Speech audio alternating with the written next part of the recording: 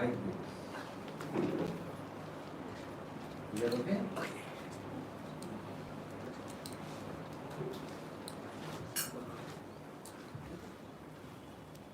I use that space, this space. These are all VIP spaces, so please occupy.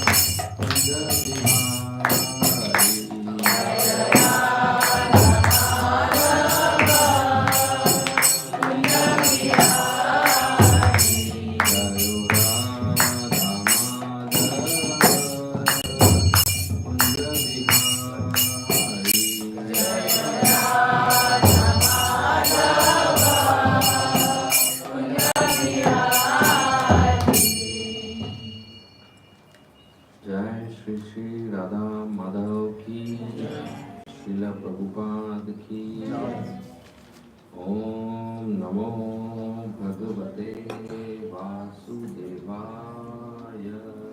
Om Namo Bhagavate Vasudevaya. Om Namo Bhagavate Vasudevaya. Om Namo Bhagavate Vasudevaya. Om Namo Bhagavate Vasudevaya. Om Namo Bhagavate Vasudevaya. Do we have a copy of Bhagavad Gita here?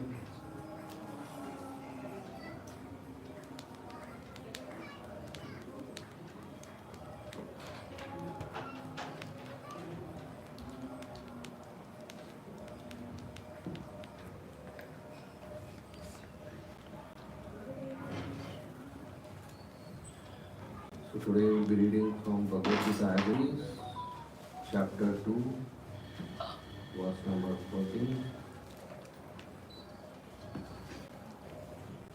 I think 13 or 14.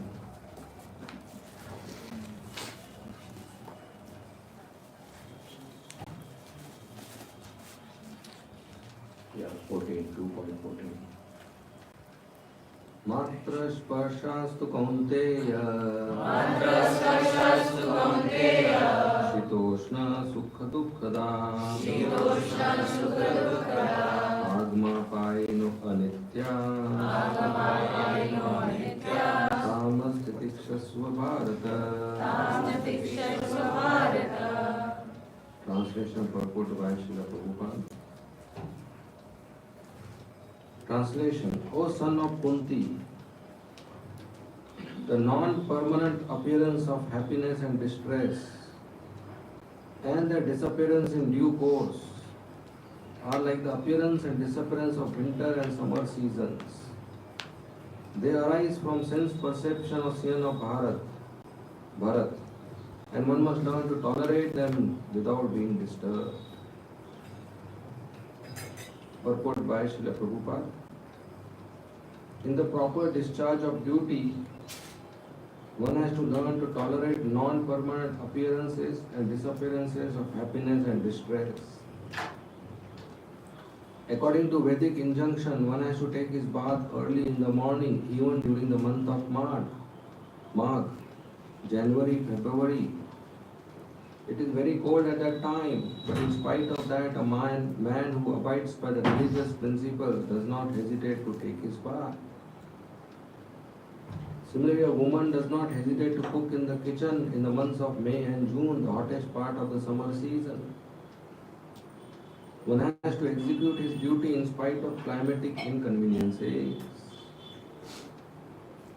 Similarly, to fight is a religious principle of the Kshatriyas, and although one has to fight with some friend or relative, one should not deviate from his prescribed duty. One has to follow the prescribed rules and regulations of religious principles in order to rise up to the platform of knowledge.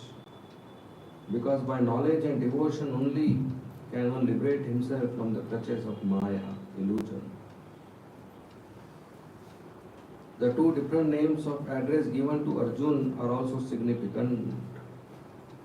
To address him as Kaunteya signifies his great blood relations from his mother's side. And to address him as Bharat signifies his greatness from his father's side. A great heritage brings responsibility in the matter of proper discharge of duties, therefore he cannot avoid fighting.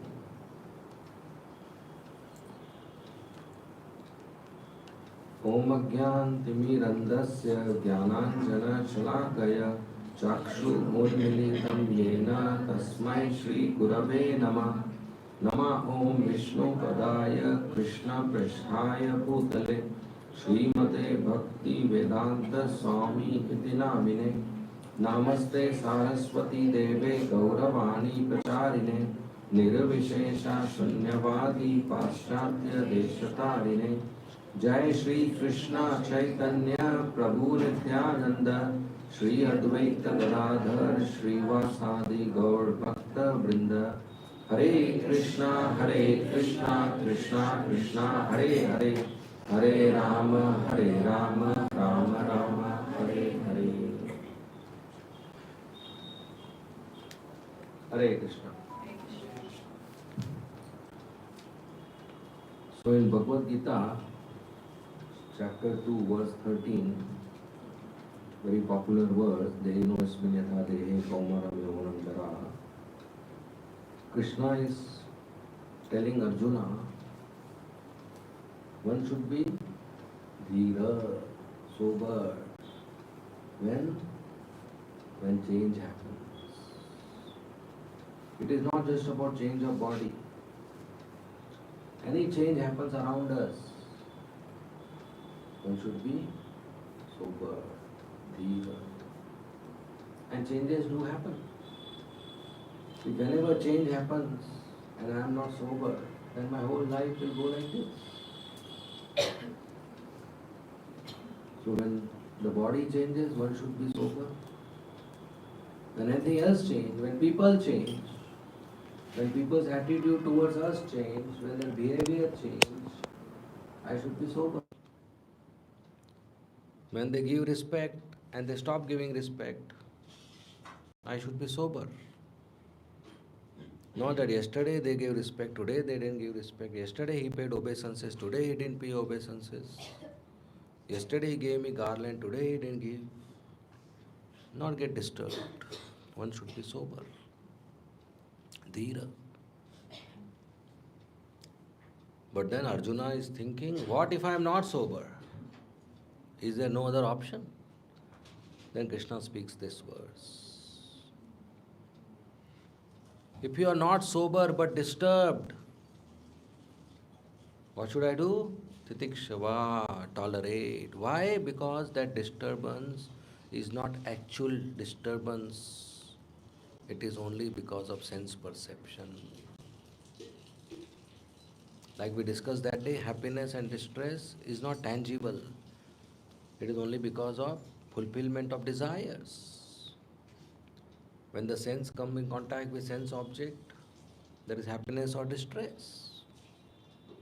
If in winter season my skin comes in contact with the warm water, I feel nice. If in same winter season my skin comes in contact with cold water, I don't feel nice. And in summer season, if my skin comes in contact with cold water, I feel nice. In summer season, if I come in contact with hot water, I don't feel nice. It's just sense contact. And it's temporary, just like summer and winter. So you tolerate. This is called duality. Material world as compared to spiritual world, there is duality. In spiritual world, there is no such duality. Material world, there is duality. Sukha, dukkha, happiness, distress, profit, loss, true, false, illusion, reality. You, me, sukha, dukkha, and honor, dishonor, and summer, winter, cold, hot, right, wrong, and white and dark, black and white. All these are called dualities. Dualism is too extreme. So that's the material world. Depicted here. Material world is perverted reflection of the spiritual world. So just for understanding, can you see the board? There is a circle representing spiritual world.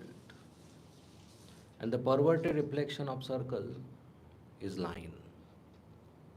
If you have a circle and you cut with a scissor, suppose you have a thread, circle, you cut with a thread, what you will get is a segment. You are with me? Perverted reflection, right? So that spiritual world, perverted reflection is material world. And you see there is a difference. Which is more beautiful, circle or line? Circle. Spiritual world is more beautiful. Nice curves. Line, only points. In the spiritual world, there is a center. Circle has a center. Who is the center in the spiritual world? Krishna. Who is the center in the material world? Nobody. Or each one of us think I am in the center. So when you remove the center, it's material world. Saint Krishna should be center, then it's spiritual world. And everybody should be having relationship with Krishna in the center. Say husband and wife. Just like I have two hands, left hand, right hand.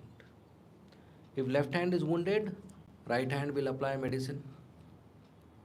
If right hand is wounded, left hand will apply medicine, bandage. But both the hands together will feed the stomach.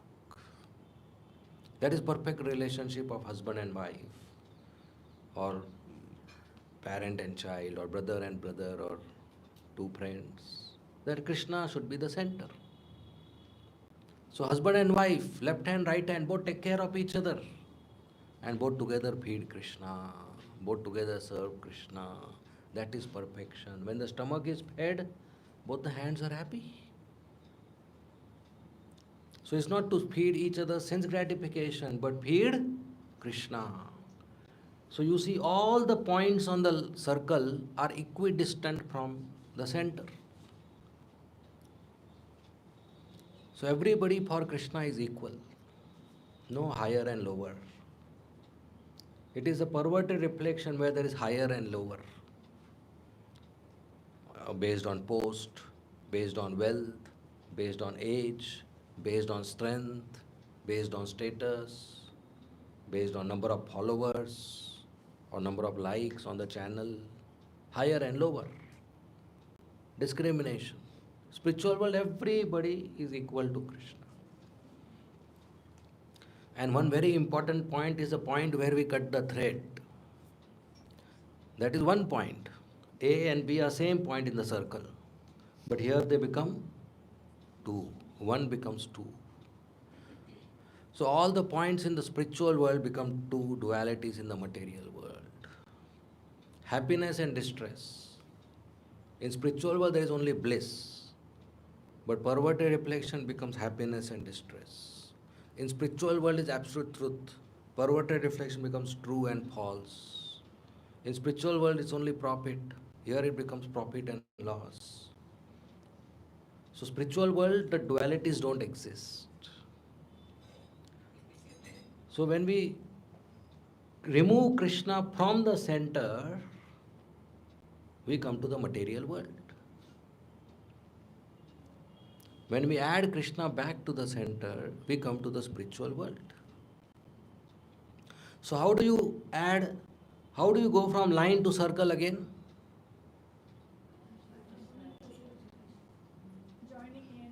Joining A and B. When A is equal to B, you are in the spiritual world. What is A and B? Duality, happiness and distress. When for you happiness is equal to distress, you are in the spiritual world. That is called titikshava, tolerance. When I am tolerating happiness and distress, that means I am neutral to dualities. I am neutral to happiness and distress. I am neutral to honor and dishonor. I am neutral to profit and loss. I am in the spiritual world. Somebody respects me and somebody insults me and I am equal. That is spiritual world. Somebody respects me and I am joyful and somebody disrespects me, I am unhappy. I am still in the material world. There is profit and I give party, and there is loss and I cry. That's duality. There is profit or loss and I am equal. That is spiritual world. So the way to go from material world to spiritual world is to make duality into equality. And the way to make duality to equality is to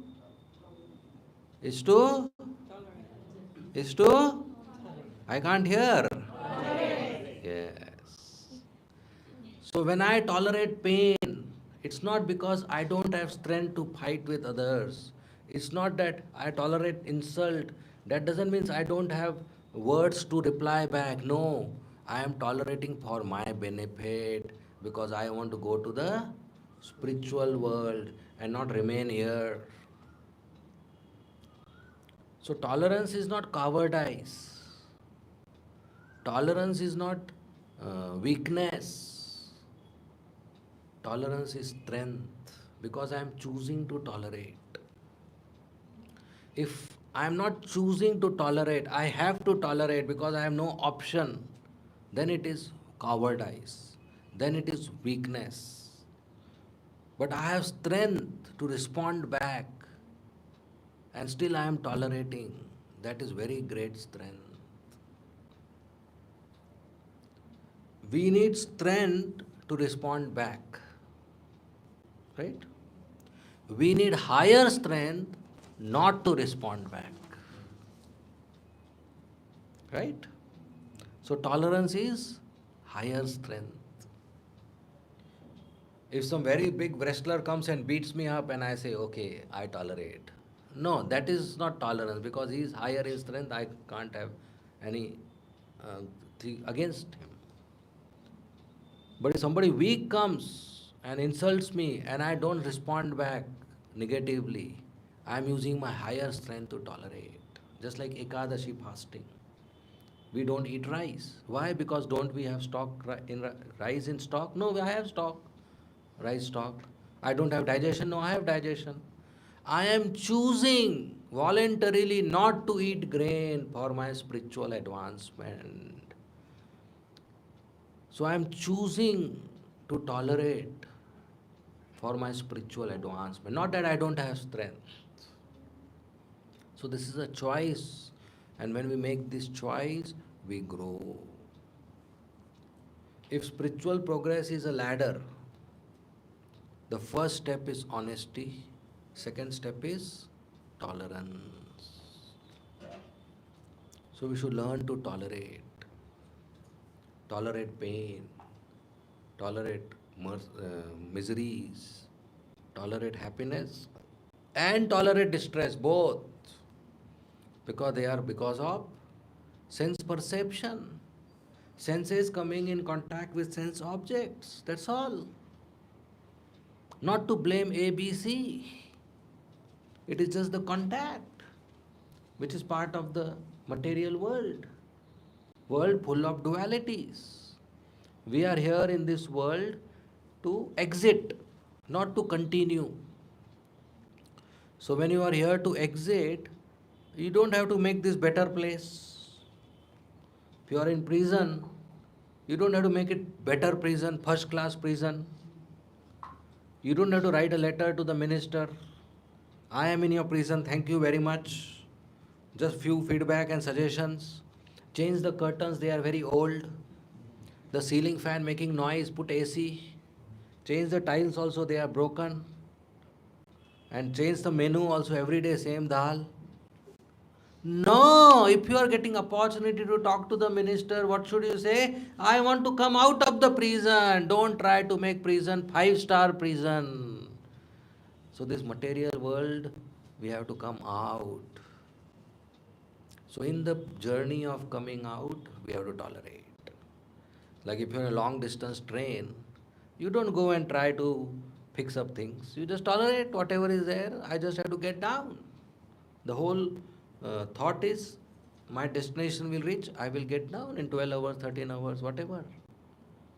So this material body we have got, it will undergo sukha and dukkha. Why it will undergo sukha and dukkha? Because of sense contact. Because we have senses and there are objects, when they come in contact, either there will be sukha or there will be dukkha or it may be neutral. This will happen for anybody. No, cannot avoid. This will happen. So what to do? Remain neutral. Let it happen. Tolerate. And while tolerate, practice bhakti. And Lord Brahma says, one who tolerates pain and continues to practice bhakti, daya bhag, he inherits the kingdom of God. Just like a child or a boy, as soon as the father dies, he inherits the property. Does he have to do anything for that? No. Just be alive. Your father dies, you inherit property. In the same way, if we tolerate and die, we inherit kingdom of God.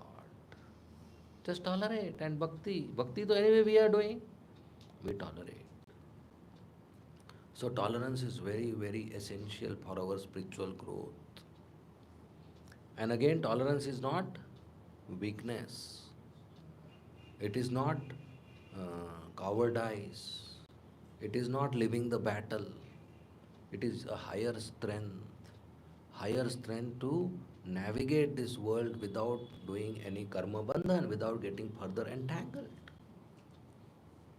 And we have so many examples in the scriptures. Prahlad Maharaj, he was attempted to be killed by his own father multiple times. What did he do? Did he dial cry helpline, child care helpline? Or did he took up weapons? Or did he run away from the house? Or did he seek help from uncle or police or mother? He just tolerated. He didn't respond. And he kept growing in bhakti. Narad Muni, in his previous life as a 5-year-old boy, his mother died by a snake bite and he was alone in front of the dead body of the mother. What would a 5-year-old boy do alone in the front of dead body of his only mother? cry and howl and scream and go mad. Narad Muni folded his hands and said, Krishna, thank you very much. My last affection and attachment is gone. And he left the village, eventually reached the deep forest, and there had darshan of Vishnu in the heart. So Prahlad Maharaj is not solving his problems. Narad Muni is not solving his problems. From childhood we are taught if there is a problem, solve it. Bhagavatam is not teaching that. Bhagavatam is teaching if there is a problem, grow. Grow in your bhakti. Use the problem as an opportunity to grow in bhakti, not solve problems. We often go to the deities, Radha Shyam Sundar, and pray, my dear Lord, please bless me so that I develop attachment to your lotus feet, right? So that I develop taste in your holy name, so that I grow in bhakti, right? Growth means what? Whatever, wherever I am today, I should go somewhere else. There's a change, right? And change happens only when some force, change happens only when there is some force applicable. So we pray to Shyam Sundar in the morning, I want growth. And afternoon, Shyam Sundar sends some force in the name of problem. Why? So that we grow. And we say, no, no, I don't want pain, I don't want problem. Please solve this, please cure me, please heal me. Shyam Sundar will say, what time pass is happening? Morning you say, I want growth. Afternoon you say, I don't want. Every day you do like that. Growth means change. Change means pain. Pain means tolerate rather than solve. Right? So Krishna is saying, tolerate change, tolerate pain. Then only we will grow. Otherwise we remain stagnant at the same place. So when a mother tolerates the pain of pregnancy, a baby is grown, a baby is delivered. In the same way we tolerate the pain, we will deliver bhakti. Bhakti will take birth in our heart. And as bhakti grows, there will be more changes, there will be more pains. And that's fine. So life is not to solve problems. Life is not to remove pains. Life is to grow. Yeah, if there is a problem or pain which is obstructing our growth, then we have to sort it out. But generally Krishna gives pain not to obstruct growth, but to make us grow. Like we go to doctor, and doctor will give pain by putting a needle in the body. And after he puts an injection in the body, what do we say, doctor? Thank you very much. Why? Because we know this pain is for my betterment, this pain is for my cure, this doctor is my well-wisher. In the same way, Dr. Shyam Sundar is also our well-wisher. So he will give some pain, that is for our growth. Growing in Krishna consciousness means increasing our attachment to Krishna and decreasing our material attachments. Whatever we are attached to, if it goes away, will we have pain? Yes. Whatever I am attached to, if it is lost, I will have pain. So that means I am growing, because attachment is going away. So it's okay to have that pain, no problem. So life is not to sort out our problems, life is not to sort out our pains. Pain or no pain, problem or no problem, I should continue my bhakti. That whatever Krishna is doing is good for me. I discussed the example of Subhadra Maya. Abhimanyu died in front of Krishna, who is brother of Subhadra Maya. But she didn't say, my brother is Bhagwan and he didn't protect my son, which an ordinary sister would say. She said, whatever Krishna did is good for me. Imagine a mother's pain when the only son dies, 16-year-old boy. That too married and having a pregnant wife. And the biggest thing, the son dies in front of brother, who can make dead person alive, Supreme Personality of Godhead. If the son dies and there is nobody to help, it's easy to handle. If the son dies in front of brother who can help, who doesn't help, it's not easy to handle. And your brother is Bhagavan who can do anything. But what is Subhadra thought? Whatever Krishna did is good for me. How? I don't know. Whatever Krishna did is good for me. That is steady bhakti. Not to sit and complain or solve or sort out or fight with the pain, but to tolerate. So when we preach also, we may come across new people, new visitors, new devotees who may do mistakes, like we do mistakes. New people do mistakes. We should not become angry.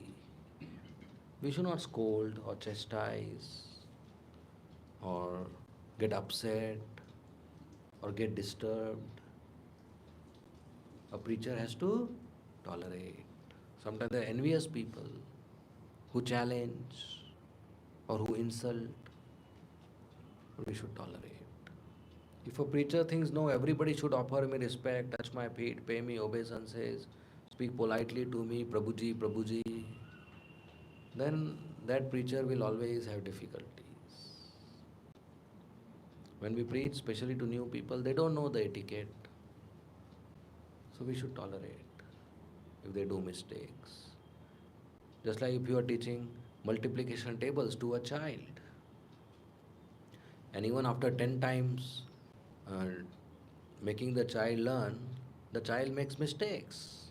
Says 3 ones are 3, 3 twos are 6, 3 threes are 7. What do? Beat up the child? Scold the child? No. Child is child, will do mistakes. We make the child learn again. In the same way, during preaching, we have to come across people who may do mistakes, who may be slow learners, who may not be respectful, who may be challenging, who may not follow etiquette. We should not demand respect. We should tolerate.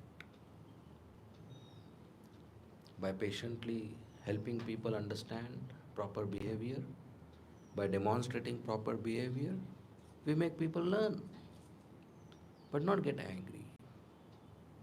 If you are getting angry, getting upset, scolding, chastising as a general behavior of ours, that means we are not growing in Krishna consciousness. Like that day I was saying, whatever stock you have, that only you will give. If I open the tap, what will come out? Mango juice. Water. Why water will come out from the tap? Because the tank has water. If the tank has mango juice, tap will give mango juice. You cannot blame the tap. So somebody insulted me and anger came out. Is that person's mistake? He provoked me? No, my tank had anger. I had lots of stock of anger. So he opened the tap, anger came out. It's not his mistake. But if my tank has Krishna Prem and somebody insulted me, Krishna Prem will come out. Simple. So it is not somebody ABC's mistake. They are just according to their modes behaving, especially newcomers. They are just doing what they are regularly doing. So when they open our tap, what comes out depends on what we have stocked, depends on our sadhana. So if I do very nice sadhana every day and keep myself pure, maintain my purity, anybody opens my tap, Krishna Prem will come out. And that's ISKCON. That's ISKCON members, that's ISKCON devotees. We should do so nice chanting and sadhana that in our tank only Krishna Prem is there. Don't keep tank full of anger, greed, lust, envy, pride, illusion, ambitions, material desires. And when the tap opens, blame others. No. Tap will always, somebody will open because we are coming in contact with people under passion and ignorance. So some provocation will always happen. Cannot avoid. So we should remain pure. And a preacher has to be humble. Sri Chaitanya Mahaprabhu, when he came to Varanasi, he would chant and dance on the streets of Varanasi and became very popular. So much so that Prakashana and Saraswati and other sannyasis, Mayavadi sannyasis, they became envious. So they started criticizing him that Chaitanya Mahaprabhu is not a good sannyasi. The duty of sannyasi is to discuss Vedanta Sutra and perform penances. But this young sannyasi, instead of discussing Vedanta Sutra, he is chanting and dancing whole day like an emotional person. And he is eating with low class people on the street. So multiple times Chaitanya Mahaprabhu got this feedback.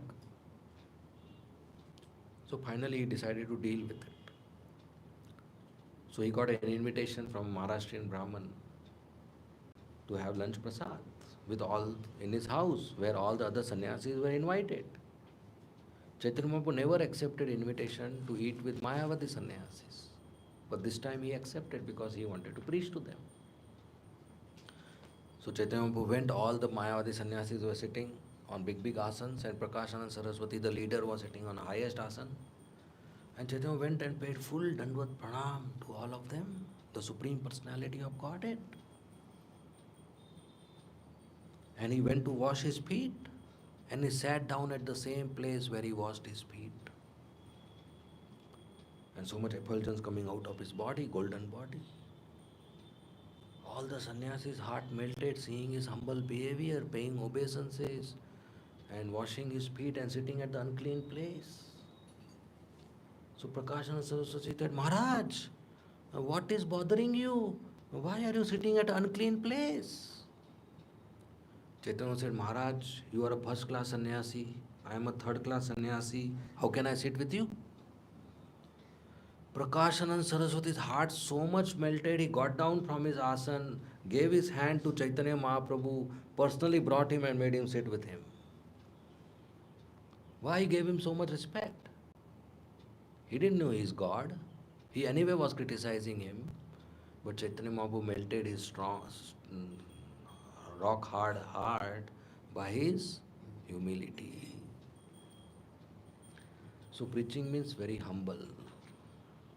When we sit on Vyasasana or lead Kirtan or do counseling or be leader of some devotees, we should not be like a superior person that I know better than you, that's why I am sitting here. I know I am more intelligent than you, that's why I am directing and giving you instructions. I am boss, you are das. No, that is not preaching. That is controlling.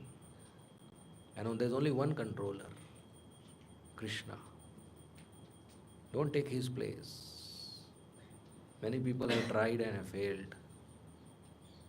Nobody can take Krishna's place. Don't compete with him. We are not controllers. So preaching doesn't mean I am superior and you are inferior. That is not there. It is service. Service to the full audience. That means you are servant of the full audience. You are servant of all the servants. So preacher should be very humble. Not take credit.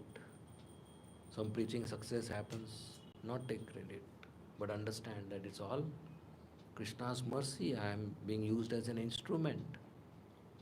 Success is not because of me. Success is in spite of me. I am there, still success is happening. Any service, not just preaching, any service. So we should be very humble, giving respect to the audience and representing the parampara as it is. Srila Prabhupada was in US University and he described Varnashram.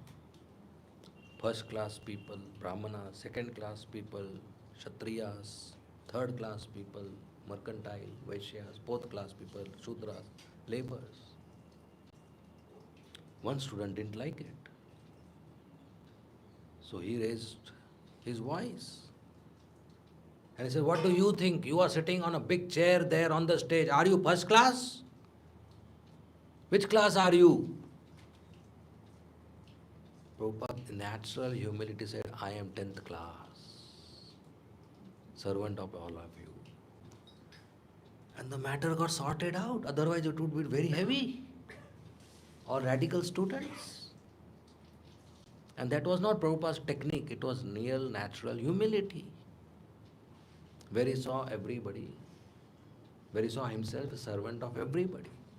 I have to serve everybody. Srila Prabhupada started his preaching in New York. He would purchase sabji, vegetables and groceries. He would cook. He will give class. He will lead kirtan. Then he would serve prasadam. And the hippies would eat and go, and he would take their jutha plate and go and wash the pots. Who would like to do such preaching today? No, very difficult. But Prabhupada washed the jutha plate of the hippies who were drug addicts. He would cook for them and wash their utensils and wash the cooking utensils as well. That was a big one. At age 70, Founder-Acharya of ISKCON. And those devotees who are around at that time, they still remember that love and affection of Srila Prabhupada. So somebody may come to a preacher and get attracted through philosophy, but he will not stay because of philosophy. He will stay because of good behavior. If we are speaking good philosophy, good lecture, but bad, rude behavior, arrogant behavior, people will not stay. They will not stay. So preacher has to be humble. A preacher has to be tolerant. So last time we discussed, as a personal sadhaka, we have to be humble and tolerant. And we understand for our preaching or service also, we have to be humble and tolerant. When we are humble and tolerant, ready to do menial services, tolerating sukha and dukkha, we are fit candidate to advance in Krishna consciousness. Otherwise, we'll have lots of struggle to grow even an inch in Krishna consciousness.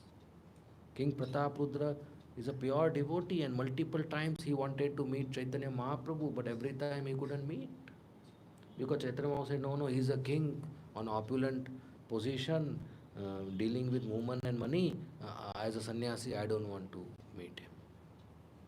I don't want to see his face. King Prataprudra was ready to give up his throne and wear a dhoti and go to the forest as a mendicant just to meet Chaitanya Mahaprabhu, but Chaitanya Mahaprabhu denied. Finally, on the Rath Yatra day, Chaitanya Mahaprabhu saw Prataprudra doing menial service, sweeping with broom in front of the cart of Lord Jagannath. That time he decided to give him mercy because he saw him humble. So we should be happy to do menial services for the deities, for the devotees, for the spiritual master in the temple, so that we attract the mercy of the Lord, we attract the attention of the Lord. Happy to do cleaning service, happy to do washing service, cleaning pots, serving devotees, distributing prasadam, cutting vegetables. Happy to do background services so that we grow in Krishna consciousness. So this was Trinadapi Suni Chena Taror Iva Shaishuna Amanina Manadena Kirtaniya Sadari. If you want to 24 hours engage in Krishna service and grow, this is must. This is the twist in the story. Without this verse, we cannot go to Shuddhanam. We cannot grow in bhakti. So it is very essential to imbibe these qualities. By good association of devotees, hearing and chanting, our heart will get purified. We'll become more humble and more tolerant. At the same time, when we are choosing to respond to situations, we choose in a way that we are humble, the behavior is humble, and we are tolerant. And that keeps us peaceful. Okay? We end here. Thank you very much. Srimad Bhagavatam ki jai, Srimad Bhagavad Gita ki jai, Srila Prabhupada ki jai, Hare Krishna. If there are any comments or questions, you may please ask. Yes, Mataji. Could you maybe say something more about tolerating happiness? Yeah.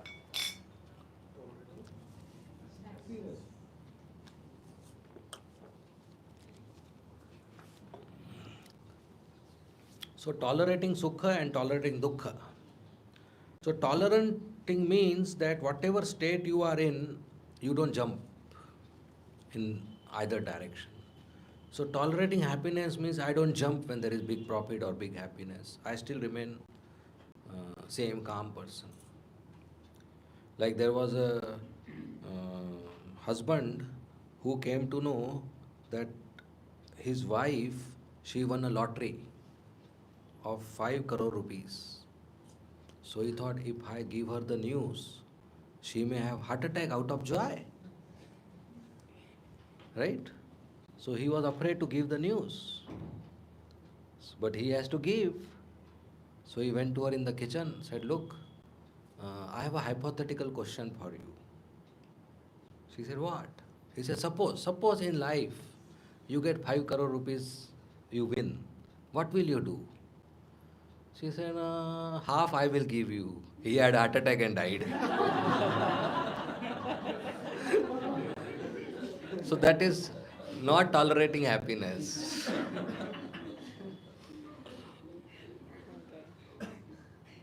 Okay?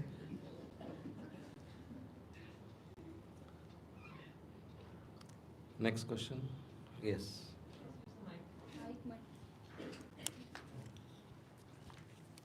Hare Krishna. Hare Krishna Prabhuji. Like when you're saying like we have to tolerate, so what I have experienced, like when we keep on tolerating, like since we don't have love for God, so what happens is eventually it's like we tend to have pessimistic view of everything. So eventually our practice starts drying up. So my question is like this is like when we keep on tolerating, and we don't get so much good, like what we expect from Krishna consciousness, we don't get that. So my question is like, what can we do practically so that we can tolerate at the same time we can experience the joy of Krishna consciousness? Well, uh, we are not saying tolerance will give joy.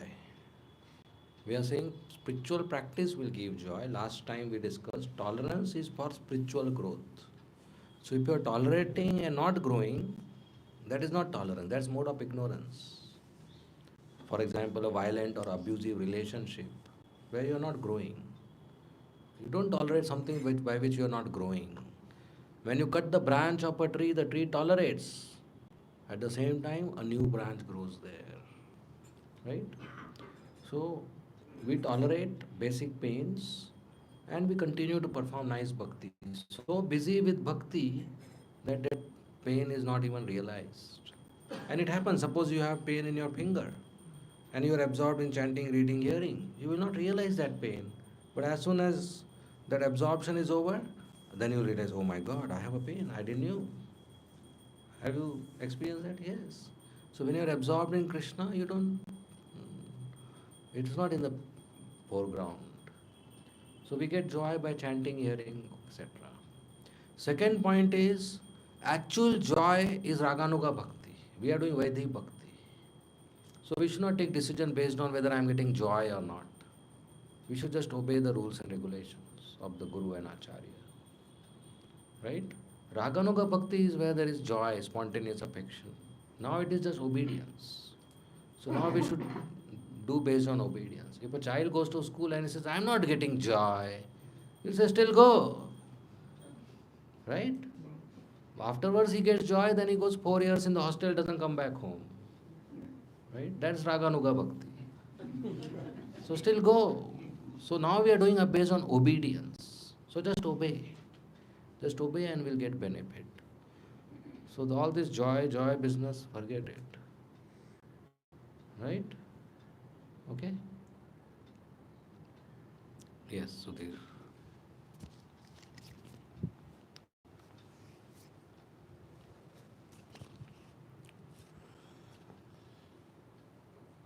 Hare Krishna, Prabhu. Dandavata Hare Krishna. pranams. Prabhuji, I am reminded of two pastimes related to the quality of tolerance. One is Jadaparata, like he was being urinated on and many other insults coming his way. So, but he was tolerating. The other pastime that I'm remembering is the snake. Narad Muni instructing a snake. So the snake gets hurt, and when the snake goes back to Narad Muni, he says that I did not tell you not to hiss. So there are tolerances in both these instances. So my question is, depending on our own personal nature and circumstances that we are undergoing, we can exhibit both these kinds of behavior, right? Can you comment on this? Yeah, it depends on the stage of our bhakti. For Jad Bharat, I am not this body, it was not matter to him. See, the basic qualification to tolerance is feeling of pain. If I give you rasgulla and you say I am tolerating it, you are not, because that is not painful. So unless I have pain, how can I tolerate? Right? So when I don't have pain, it is not called tolerance. Right? So for great souls like Jad Bharat, it may not be tolerance, or it may be. If I am not feeling pain, I cannot use the word tolerance there. Right? So we are not equal to any stage like this.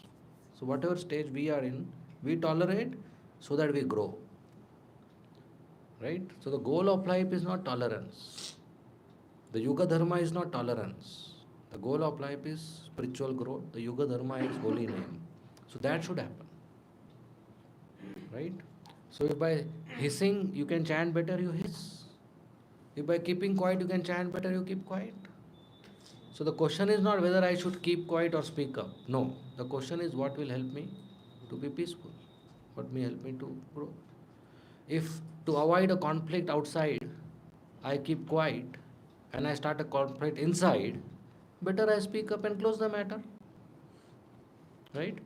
But if I avoid a conflict outside and don't speak up, and inside I am peaceful, that's fine. Right?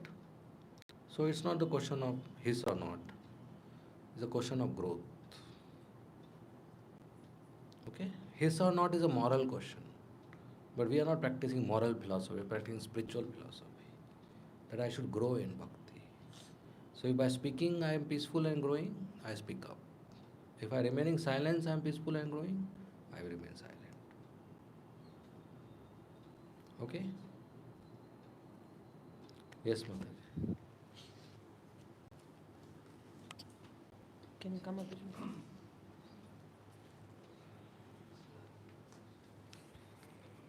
Hare Krishna Prabhuji. My question is that when in our day-to-day lives, when we try to tolerate, so at that moment it's like the anxiety of that toleration, it pinches us when we do our sadhana. So because we feel little pain or something, and it's happening repeatedly. So, is this toleration good? And because we see that when we are chanting, these thoughts come instead of Krishna. So, how to be? Is it that material anxiety or spiritual anxiety? I mean, Well, if your sadhana is disturbed, your routine is disturbed, your health is disturbed, your peace is disturbed repeatedly, better deal with it. Better try to sort it out. If you, like if I have a headache, but my chanting is not affected, it's okay. If yes, then I call up a doctor. So I deal with it. I try to sort it out. Knowing well that everything cannot in the material world be sorted out, but I try it out. Right? So if somebody is hurting me again and again and is affecting my routine, health, chanting, stress, I talk to the person. I say, look, if there is mistake from my side, please give me feedback. I will modify my behavior and beg forgiveness. At the same time, I want to give you feedback that this behavior is repeatedly hurting me. We'll have to stop. Right? So maybe the person's behavior which is hurting us is because provoked by us, by our behavior. So let us seek a feedback, change ourselves, and help the other person to change, so that both are peaceful. Especially in family, if one is feeling hurt, there's a very high chance other is also feeling hurt. Right? So better we talk and sort it out. Because only a person who feels hurt and wants attention, he gives hurt to others. Right? Okay?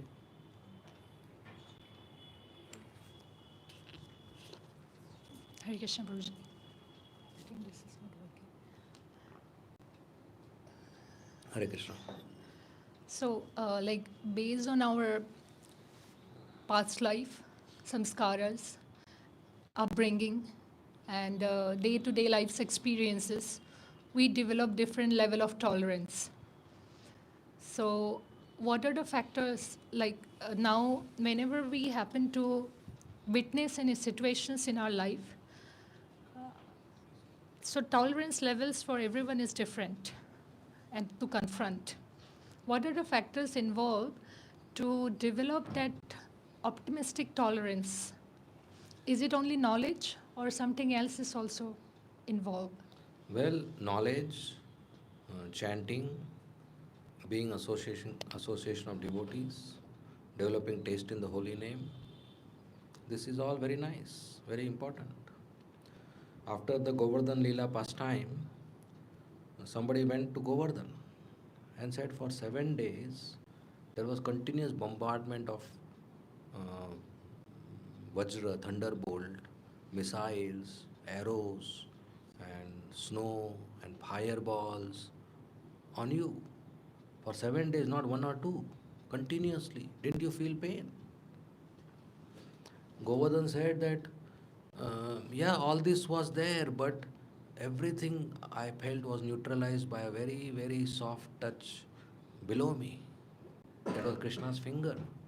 Now, Krishna's fingers were touching Govardhan hardly 1 inch, not even 1 inch, 1 square inch, very, very small finger. But that touch was so soothing that it neutralized big, big, big, big painful touches. So when we are coming in contact with Krishna, that is so soothing and calming that all other gets neutralized. So the more we are absorbed in Krishna, these pains will not matter to us. So we should increase our absorption in Krishna. We should do our sadhana. At the same time, we should not artificially think that I am on that stage. So as I was telling Mataji, if there is a pain which is affecting our routine, we should deal with it. But by proper chanting, hearing, serving, the limit of our tolerance increases.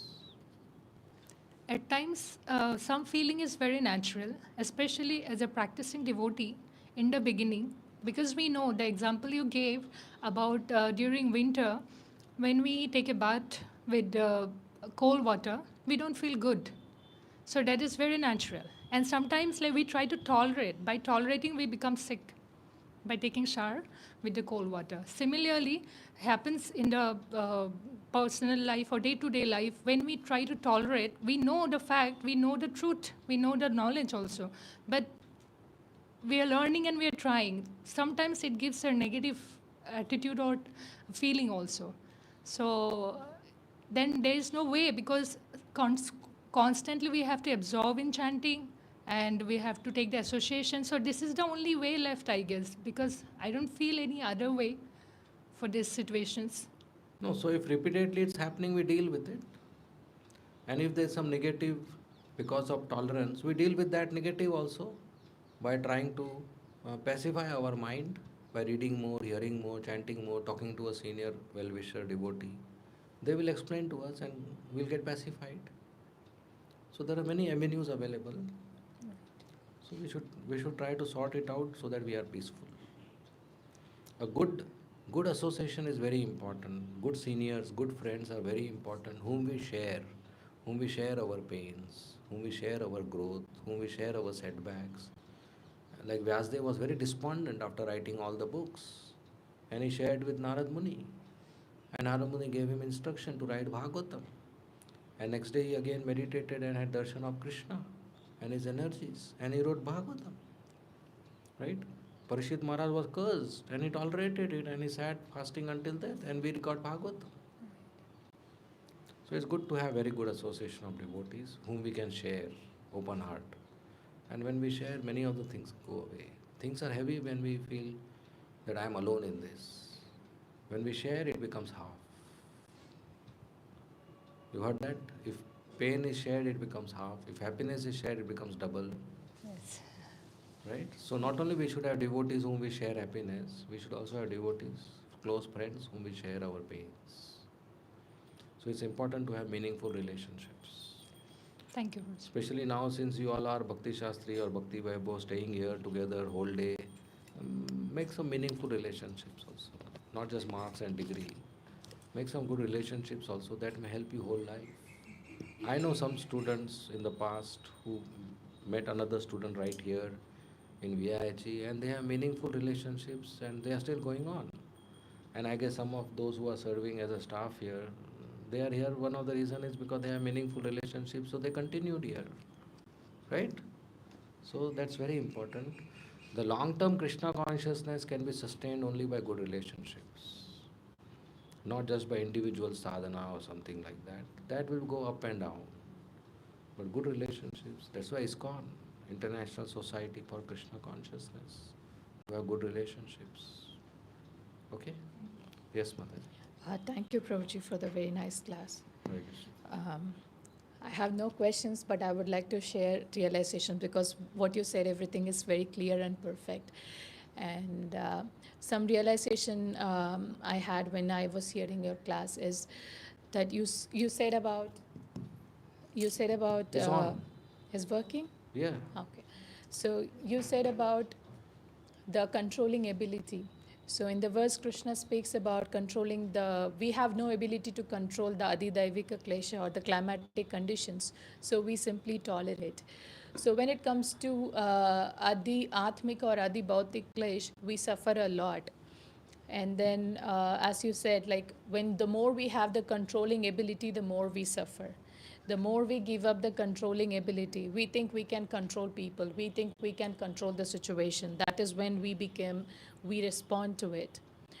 Then we have to understand at some point of level, our sphere of control is very limited.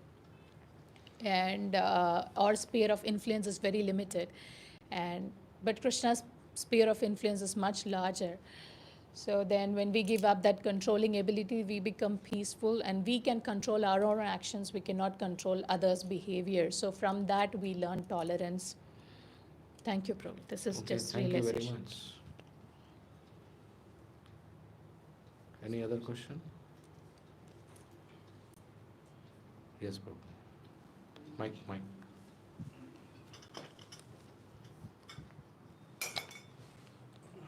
Hare Krishna. Hare Krishna. Hare Krishna, Prabhu. Thank you very much Hare Krishna. for this topic and discussion and sharing your reflections. In between, you mentioned about that how Srila Prabhupada, he struggled and he single-handedly started washing the pots and managing menial services.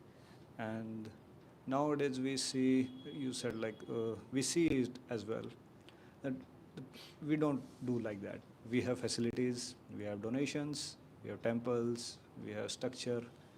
So somewhere the preacher spirit which should be there, it gets some diluted, and that same energy gets shifted to the creating followers, creating zones in different direction, the same energy, but earlier it was been somewhere else, now it's been shifted. So what's the future? And can we change it, or what would happen? Well, a businessman was asked what is the future. He said, my grandfather used to ride a bicycle. And my father rode a motorbike. I am in car. My son will be in Mercedes. And his son will be in flight. And his son will be back in the bicycle. Because hard times create good times. Good times create laziness. And laziness again create hard times. So if today's devotees are not careful, things may degrade. And in some places it has happened, especially in Western countries, ISKCON has reduced. But now it's again picking up. So I'm not saying that is the only situation. If we maintain our purity, Chaitanya Mahaprabhu's mercy is there, we will continue to evolve. The movement has to go 10,000 years. So over the mass, there will be sincere devotees who will continue. So for ourselves, we should be clear that we should not exploit the resources and we should not misuse the energy. We should use it in service of Krishna and perform our duties. So the future, what is the future? The answer is, it's in the hands of present. how we deal with the present resources will be our future. So let's deal responsibly and maturely. Yeah. Yeah, connecting to that point, now what will you suggest for us? What as an individual, like what should we keep in our head and heart to not to get that situation, and as well as what we can do practically when we see and hear this Leela Amrit story of Prabhupada, what as an individual we should bring in our life. Prabhupada said, whatever he has given, we should maintain it. So every individual should follow Prabhupada as it is. No change, no addition, no subtraction. Whatever Prabhupada has given, as it is, we should follow. Get up early morning, take bath, apply tilak, wear wash clothes, go to Mangal Aarti, pay obeisances, chant and dance, Narsingh Aarti, Tulsi Aarti, chanting 16 rounds, minimum on japa beads, Shingar Aarti, Guru Puja, class, 4 regulative principles, and all the instructions Prabhupada we should follow as it is. Whatever instruction he has given, they are good for 10,000 years or more, and if we follow him, he will bless us. So we should not get deviated. And yes, time, place, circumstances are different, but the principles are same. So we should follow them as it is, without trying to exploit the opulence of ISKCON or opulence around us, keeping Krishna in the center. Yeah. Yeah, means it's till 10 a.m. But what after 10 a.m.? Prabhupada has not given till 10 a.m. He has given whole day. After 10 a.m., if you are a grahastha, you go for an honest job and use the money in the service of Krishna, cows and devotees. And if you are a brahmachari, from 10 a.m. to 5 p.m. or 7 p.m., whatever, your temple president gives you service. You engage in your services. If you don't have service, just take books and go out. Just take a broom and clean the temple. Right? Talk to visitors. Prabhupada has given not 24 hours, not just morning. Morning program is sadhana, daytime is service. So there's sankirtan, book distribution, preaching, temple management, cleaning, deity worship, study of shastras, communication, accounts, so many things are there. So we should be engaged in Krishna's service. We should choose to empower ourselves. We should engage. Why would join ISKCON? Why will he leave his house? Why will he leave the prospective career and marriage? So that he can serve Krishna 24 hours. So now you are left house, now you are in temple, so serve Krishna 24 hours. So we should keep serving in good association. Okay? Thank you. Okay? You have a question? We end here. Thank you very much. Srila Prabhupada ki jai. Hare Krishna.